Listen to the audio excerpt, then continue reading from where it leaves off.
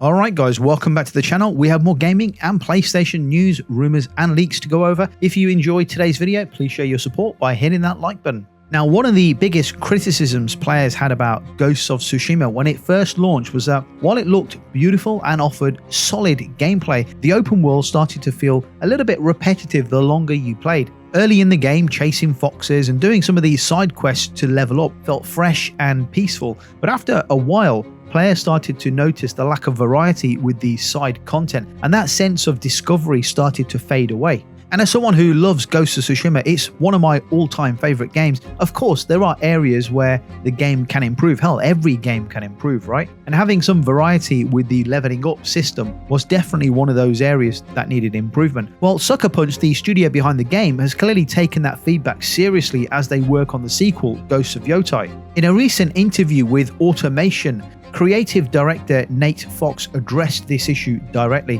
He made it clear that the team's main goal with this new game is to make sure players will not be stuck doing the same types of repetitive activities over and over again. Instead of repeating the same kind of side missions or world events, Ghost of Yotei is aiming to mix things up a little. According to Fox, every time you go off the main path to explore, you'll be rewarded with something different. That could mean unique outcomes, surprising discoveries, or unexpected gameplay mechanics. He emphasized that the heart of any good open world game lies in exploration, and the studio wants players to feel like there's always something new to discover and uncover, no matter which direction they head in. This approach is more than just a small tweak. It could completely change the way people experience the game. It sounds like the team is building on everything they learned from Ghost of Tsushima and then taking it to the next level. And when you look at Suckerpunch's track record, there's a reason to be optimistic. They've shown in the past that they know how to improve on a good idea. Just think about Sly 2, Band of Thieves, and think about Infamous 2.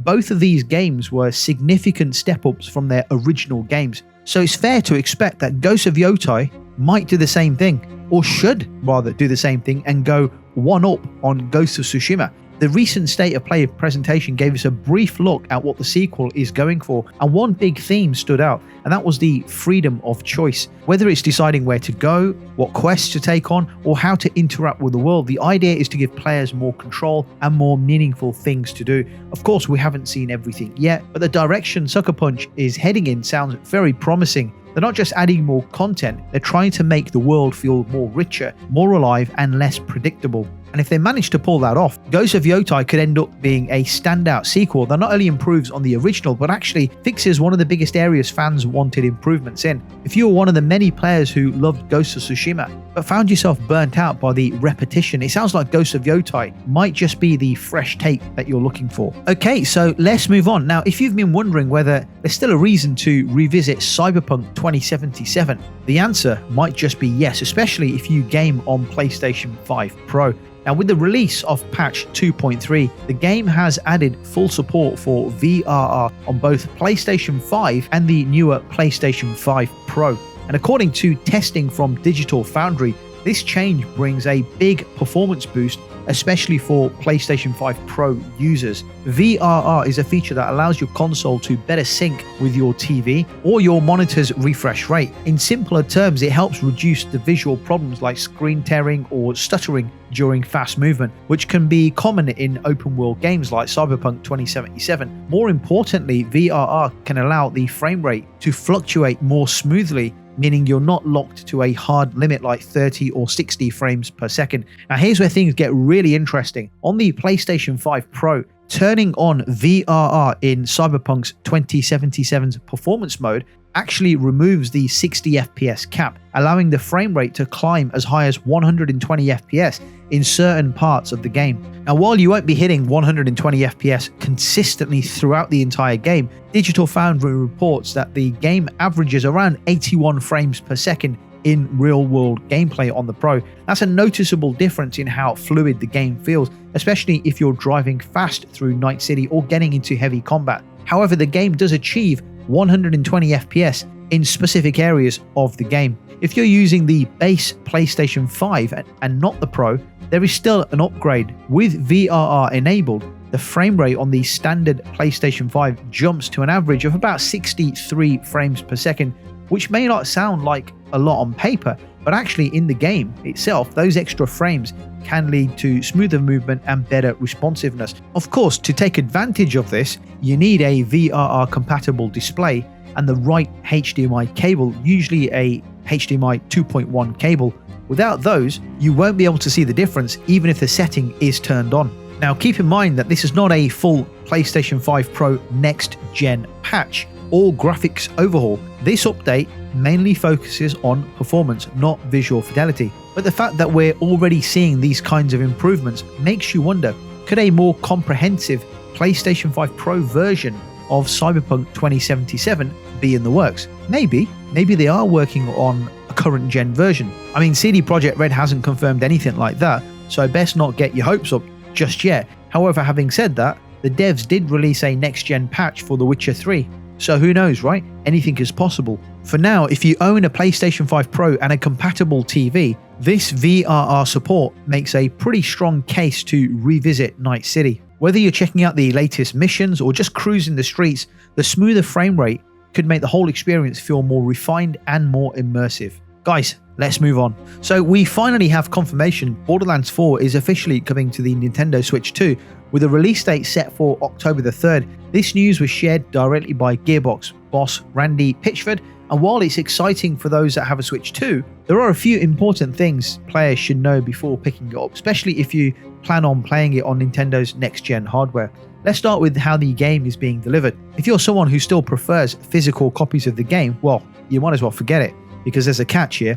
Pitchford has confirmed that even the physical version of Borderlands 4 on the Switch 2 will require a download. He explains that it's because the game is just too large to fit entirely onto a cartridge. However, many physical games on Switch 2 will come in the form of a game key card anyway, so basically it's a piece of plastic that unlocks the game for download rather than giving you the entire game on the card itself. This approach isn't new. Unfortunately, it's been a growing trend among big publishers like Square Enix and Capcom, especially for larger modern games on Nintendo systems. While some fans prefer actual cartridges with a full game on, publishers seem to be moving away towards a hybrid solution or even digital-only options. They claim it's mainly due to file size and production costs. Pitchford had originally suggested that Borderlands 4 was targeting 60 frames per second on the Nintendo Switch 2, which had fans hopeful that the new console would be up to the task. But in a recent follow-up, Pitchford has adjusted expectations. According to him, Borderlands 4 will now run at around 30 FPS on the Switch 2,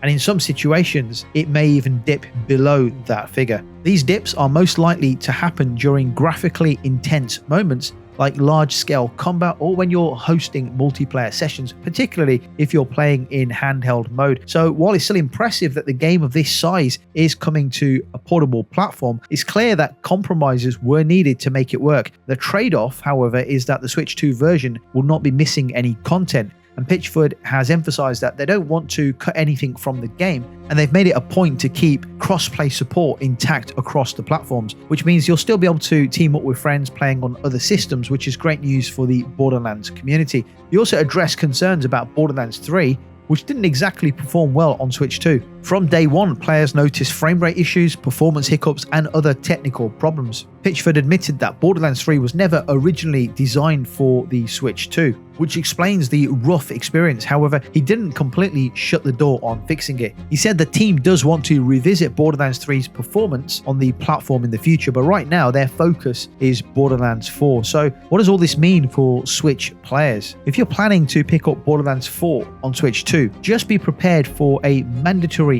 download. Even if you buy the physical copy, doesn't matter, you'll be downloading that game. And in terms of performance, it's not going to hit 60 frames per second. That's not going to happen on the platform. You'll probably be getting 30 frames per second on average and expect it to dip lower to maybe 20-25 frames when there's graphically intense moments in the game.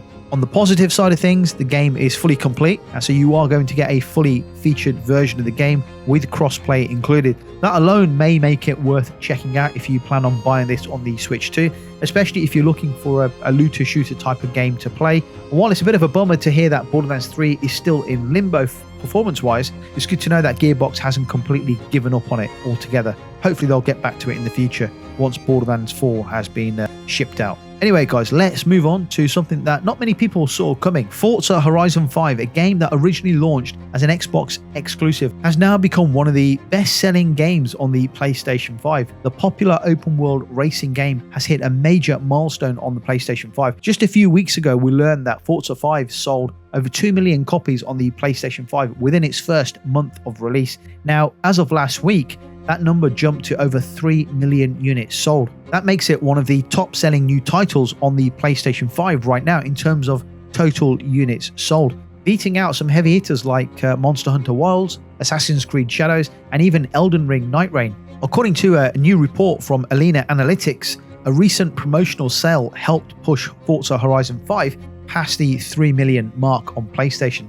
Discounted pricing, combined with the excitement of the game finally arriving on PlayStation, clearly helped it find a new audience, many of whom have never touched a Forza game before. As it stands, Monster Hunter Wilds is sitting just below Forza Horizon 5 with around 2.9 million units sold, putting it in second place. Then in third place we have Assassin's Creed Shadows, which apparently has sold around 2 million units. And then next we have Elden Ring Night Reign, the recent expansion from Software's hit RPG, which has sold 1.4 million copies on the platform. What this shows is that players on the PlayStation side of things are totally open to trying Xbox published games, especially when the quality is there. Forza Horizon 5 delivers a high-end racing experience with massive open world exploration, hundreds of cars, and a very strong online multiplayer community. It's not hard to see why it's catching on, even outside of the Xbox ecosystem.